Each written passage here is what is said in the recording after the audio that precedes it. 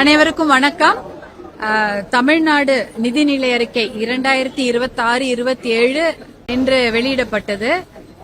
முதற்கான அந்த 2 மணி நேரமாக அந்த நிதிநிலை அறிக்கை வெளியிடப்பட்டது. அதுல பாத்தீங்கன்னா சேவை உரிமை பெறும் அந்த சட்டம் இது நிறைவேற்றப்பட்டிருக்கிறது. அது ரொம்ப ரொம்ப வரவேற்கப்பட வேண்டிய விஷயம். பாட்டாளி மக்கள் கட்சியின் நிலைப்பாடு கிட்டத்தட்ட 10 ஆண்டுகளாக இதை பற்றி நாங்கள் பேசிக் கொண்டு வருகிறோம். 2016 சேவை உரிமை பெறும் சட்டத்தை கண்டிப்பாக தமிழ்நாட்டில் கொண்டு வர வேண்டும் என்ற ஒரு நிலைப்பாட்டை நம்ம தொடர்ந்து வலியுறுத்தி கொண்டிருக்கிறோம்.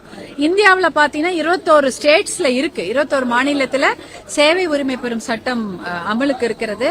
15 நாட்களுக்குள் பொதுமக்கள் விண்ணப்பித்து அவர்கள் பெற வேண்டிய அத்தனை திட்டங்களையும் அரசாங்க அலுவலகம் அவர்களுக்கு வழங்க வேண்டும்.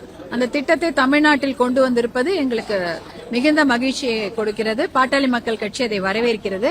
அதே போல தாய்மாமன் சீர், அண்ணன் சீர் போன்ற திட்டங்களையும் வரவேற்கின்றோம். முதியோருக்காக ஒரு சிறப்பு திட்டங்களை இன்னைக்கு அனௌன்ஸ் பண்ணியிருக்கிறாங்க. பல மாவட்டங்களில் முதியோருக்கான ஒரு மையங்கள் ஏற்படுத்தப்பட்டு அவர்களுக்கு ஒரு நல்ல வாழ்க்கை கொடுக்கப்படும்னு சொல்லி இருக்கிறாங்க. அதை நாங்கள் வரவேற்கிறோம். ஆனால் நாங்கள் பெரிதும் எதிர்பார்த்தது விவசாயத்திற்கு கொடுக்கப்படும் முக்கியத்துவத்தை பற்றி தான் எதிர்பார்த்தோம். ஆனா ஒரே ஒரு திட்டங்கள் கூட அதுல பெருசா சொல்லப்படல. குறிப்பாக கூட்டுறவு கடன் தள்ளுபடி என்ற அந்த திட்டத்தை நாங்க முழுமையாக தள்ளுபடி செய்ய வேண்டும் என்ற ஒரு அறிவிப்பை எதிர்பார்த்து கொண்டிருந்தோம் இந்த நிதிநிலை அறிக்கையில. ஆனா அது வரவே இல்லை.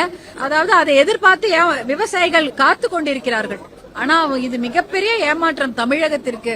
ஏன்னா வேளாண்மைக்கு தான் முக்கியத்துவம் கொடுக்கணும். ஒரு பட்ஜெட் அப்படின்னா அது 6% ஒரு குறைஞ்சது ஒரு 3% ஜிடிபியாவது வேளாண்மைக்கும் முக்கியமான துறைகளான கல்வித்துறை, வேளாண்மை துறை, ஹெல்த், அந்த சுகாதாரத்துறைக்கு கொடுக்கணும். ஒரு 3% கொடுத்திருக்கணும் குறைஞ்சது. ஆனா இங்க 1% கூட இல்ல. 1%க்கும் கம்மியாக இல்ல 1% கொஞ்சம் கூடுதலாக தான் இந்த மாதிரி முக்கியமான துறைகளுக்கு நிதி ஒதுக்கீடு செய்யப்பட்டிருக்கிறது. குறிப்பாக வேளாண்மை துறைக்கு மிக மிக சொற்பம். அதாவது கடந்த நிதிநிலை அறிக்கையில வழங்கப்பட்டதை விட ஒரு 250 கோடி குறைவாக நிதி ஒதுக்கப்பட்டிருக்கிறது. அப்ப என்ன அர்த்தம் பாருங்க. இப்ப யோசிச்சு பாருங்க. வேளாண்மை துறைக்கு தான் அதிகமா கொடுத்திருக்கணும். தண்ணீர் திட்டங்கள், நீர்ப்பாசன திட்டங்களுக்கு முக்கியத்துவம் கொடுத்திருக்கணும். கிட்டத்தட்ட பாத்தீங்கன்னா காவிரி குண்டாறு இணைப்பு திட்டத்துக்கு 150 கோடி ஒதுக்கி இருக்கிறாங்க. ஆனா அந்த திட்டத்துக்கு தேவையான அமௌண்ட் பாத்தீங்கன்னா 2500 கோடியாவது தேவைன்னு சொல்லியிருக்காங்க. ஆனா அதற்கு ஒதுக்கி இருக்கக்கூடிய அளவு 150 கோடி தான். Pennaiyar Palar DPR detail project ரிப்போர்ட்டுக்கு ஒரு 50 கோடியும், காவிரி கொள்ளிடம் அந்த டீடைல் ப்ராஜெக்ட் ரிப்போர்ட்டுக்கு 10 கோடி ஒதுக்கிருக்காங்க. அது பரவாயில்ல. அது டிபிஆருக்கு ஒதுக்கப்பட்டது. ப்ராஜெக்ட் ரிப்போர்ட்டை கேட்டிருக்கிறாங்க. அதற்கப்புறம் அடுத்த ஆண்டு ஒதுக்கப்பட்டா ரொம்ப நல்லா இருக்கும். ஆனா நாங்க மிகவும் எதிர்பார்த்த தர்மபுரி காவிரி உபரிநீர் திட்டத்தை பற்றிய அறிவிப்பு எதுவுமே வரல. அது மிகப்பெரிய ஏமாற்றத்தை கொடுக்கிறது. அதே போல அரியலூர் சோழன் பாசன திட்டம், அதை பற்றி அறிவிப்பு வரவில்லை. காவிரி சரபங்கா திருமணிமுத்தார் இணைப்பு திட்டம், அப்படிப்பட்ட அந்த திட்டத்திற்கான பட்ஜெட் ஒதுக்கீடு பற்றிய அறிவிப்பு வராதது மிகப்பெரிய ஏமாற்றத்தை கொடுக்கிறது. அதுவும் வேளாண்மை துறைக்கு இந்த திட்டங்கள் டிபிஆருக்கு தான் அனுமதி கொடுத்திருக்காங்களே தவிர திட்டத்துக்கு அனுமதி கொடுக்கல. அப்படியே அந்த திட்டத்துக்கு கொடுத்திருந்தாலும் ரொம்ப ரொம்ப கம்மியா கொடுத்திருக்காங்க.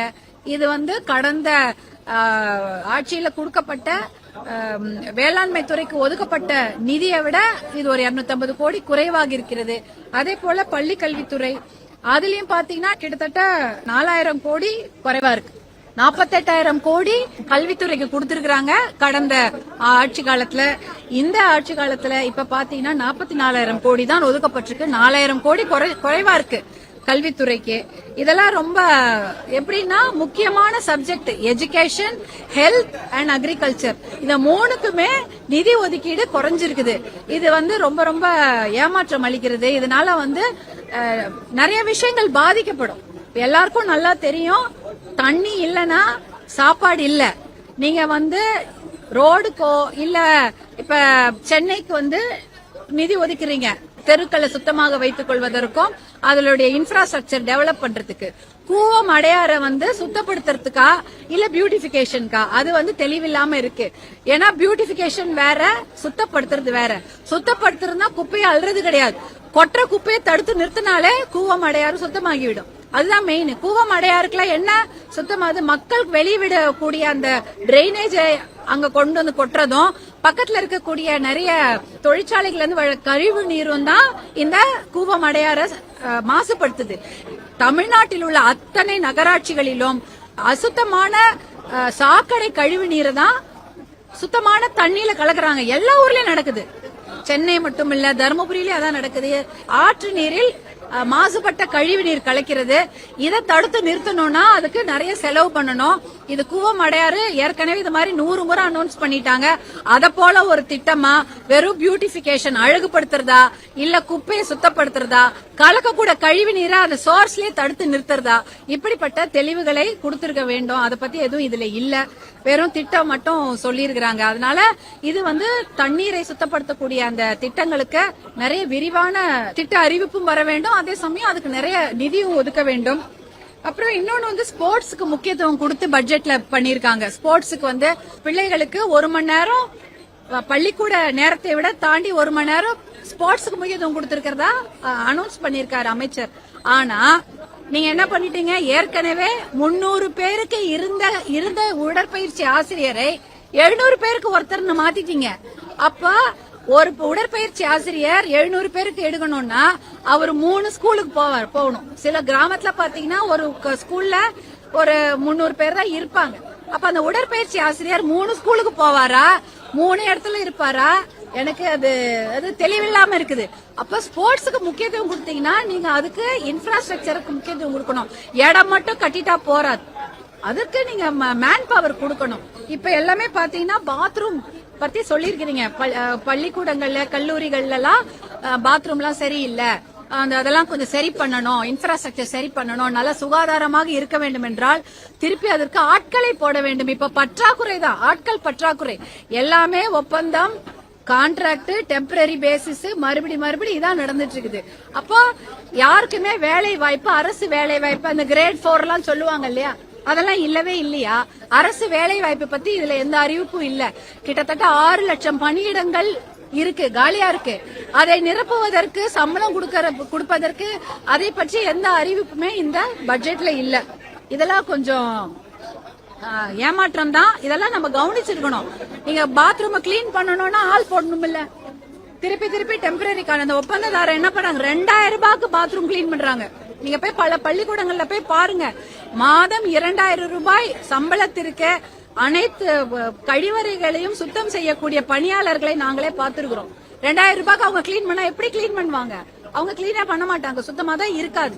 அப்ப இதற்கு அரசாங்கம் ஆட்களை போடுகிறதா, தொகுப்பூதியத்துல எடுக்கிறாங்களா, டெம்பரரியா எடுக்கிறாங்களா, எப்படின்னு அதை விளக்க வேண்டும். அதே சமயம் மது படிப்படியாக குறைக்கப்படும், இல்ல போதை ஒழிப்பு பத்தி ரொம்ப நேரம் அதை பத்தி விவாதிச்சிருந்தாங்க, அதை பற்றிய பேசி கொண்டிருந்தார்கள். ஆனா மது ஒழிப்புக்கு இனிஷியலா எடுத்தாங்க அந்த ஸ்டெப், 717 கடைகளை மூடினாங்க. ஆனா இன்னைக்கு அதை பத்தி எந்த ஒரு அறிவிப்புமே பட்ஜெட்ல இல்ல. மது ஒழிப்பு செய்தால்தான் தமிழ்நாட்டுல மக்களுக்கு ஏதாவது நன்மை நடக்கும், பெண்கள் பாதுகாப்பு உறுதி செய்யப்படும். நான் அதை பத்தி தான் பேசினேன். மதுக்கடைகளை நீங்க மூடலன்னா பெண்கள் வெளியே வர முடியாது. பயந்து தலையை குடிந்து கூட தான் வெளியில வருவாங்க. வேலைக்கு போக முடியாது, பள்ளிக்கூடத்துக்கு போக முடியாது, எந்த ஒரு விஷயத்துக்கும் செல்ல முடியாது என்பதை பற்றி தான் சொல்லியிருந்தேன். அந்த மது ஒழிப்பு பற்றியும், மதுக்கடைகளை மூடுவது பற்றியும், மதுக்கடைகளை மூடினால் ஆல்டர்னேட் வருமானத்தை பற்றி இந்த பட்ஜெட்ல எந்த ஒரு குறிப்பும் தெளிவும் இல்லை. அதனால இது எங்களுக்கு மிகுந்த ஏமாற்றத்தை, எதுக்குன்னா விவசாயத்துக்கு அதிகமாக கொடுக்காததும், விவசாயத்துக்கு அதிக நிதி ஒதுக்கீடு செய்யாதது, குறிப்பாக கூட்டுறவு கடன்களை தள்ளுபடி செய்யாதது மிகப்பெரிய ஏமாற்றத்தை கொடுக்கிறது. நீர்ப்பாசன திட்டங்களுக்கு முக்கியத்துவம் கொடுக்காதது மிகப்பெரிய ஏமாற்றத்தை கொடுக்கிறது. விவசாயத்தை சுத்தமாகவே ஒரு முக்கியத்துவம் இல்லாம அதை விட்டுட்டாங்களோ அப்படின்ற ஒரு மன வருத்தத்தை இந்த பட்ஜெட் எங்களுக்கு கொடுக்குது. மது ஒழிப்பு பற்றியும், மதுக்கடைகளை மூடுவதை பற்றியும், அதை பற்றிய எந்த ஒரு அறிவிப்பும் இந்த பட்ஜெட்ல இல்ல. அதுவும் எங்களுக்கு மிகப்பெரிய ஏமாற்றத்தை கொடுக்கிறது. நன்றி. ரொம்ப கடுமையா இருக்கு. இன்னும் 2 ஆண்டுகளுக்கு இந்த பிரச்சனை சரி செய்ய கால அவகாசம். அப்ப நம்மளுடைய எதிர்பார்ப்பு நிறைய இருந்தாலும் காலம் தேவைப்படுது. நீங்க 2 வருஷத்துல இப்ப ஏஐக்கு முக்கியத்துவம் கொடுத்து நிறைய பட்ஜெட்ல பாத்திருக்கிறீங்க. ஏஐ கொஞ்ச நாள்ல பாத்தீங்கன்னா நிறைய பேருடைய வேலை வாய்ப்பை பிடுங்கிக் கொள்ள போகிறது. கண்டிப்பாக அது நடக்கும். ஏன்னா ஆர்டிபிஷியல் அந்த அது இன்டெலிஜென்ஸ்ன்றது நிறைய வேலை வாய்ப்புகளை அதுவே எடுத்துக்கொள்ள போகுது. ஆனா வேளாண்மைக்கு அப்படி கிடையாது. ஆர்டிபிஷியல் இன்டெலிஜென்ஸ் வந்து வேளாண்மையோ சாப்பாடு யாருக்கும் போட போறது இல்ல. வயல்ல இறங்கி அந்த விவசாயிகள் வேலை செய்தால்தான் நம்ம ஊருக்கு சாப்பாடு போட முடியும். அதை ஏஐ பிடுங்கிக் கொள்ள முடியாது. அப்படி இருக்கும்போது ஏஐக்கு முக்கியத்துவம் கொடுத்திருக்கிறீர்கள், கூடுதல் முக்கியத்துவத்தை வேளாண்மைக்கு கொடுத்திருக்க வேண்டும் என்பதுதான் எங்களுடைய இது.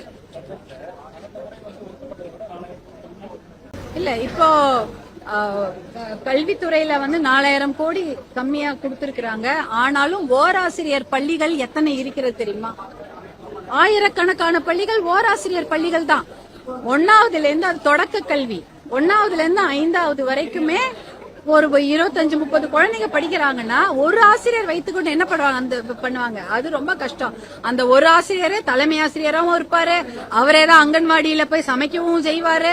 இதேதான் வேலை. அவங்க திடீர்னு மீட்டிங் கூப்பிடுவீங்க, மீட்டிங் கூப்பிட்டா போகணும். அதே சமயம் ஆசிரியர்கள் வைத்துதான் பல வேலைகளை அந்த பகுதியில செய்ய போறீங்க. அப்போ ஓராசிரியர் பள்ளிகள் ஆயிரக்கணக்கான பள்ளிகள் இருக்கிறது. அப்படி இருக்கும்பொழுது அதுல கூடுதலாக ஆசிரியர்களை நியமித்து அவங்க வந்து பசங்களுக்கு பள்ளிக்கூடத்திற்கு தொடக்க கல்விக்கு முக்கியத்துவம் கொடுத்திருக்க வேண்டும். அதுதான் பண்ணிருக்கணுமே தவிர அதனால அதிகமா தான் பட்ஜெட் செலவு பண்ணிருக்கணும். ரொம்ப கம்மி, 1% கம்மியா தான் இருக்குது பட்ஜெட். அது மதிப்பீடு எங்க கட்சியில பாட்டாளி மக்கள் கட்சியில மருத்துவர் அன்புமணி அவர்கள் அவர் மதிப்பு கொடுப்பாங்க. இப்ப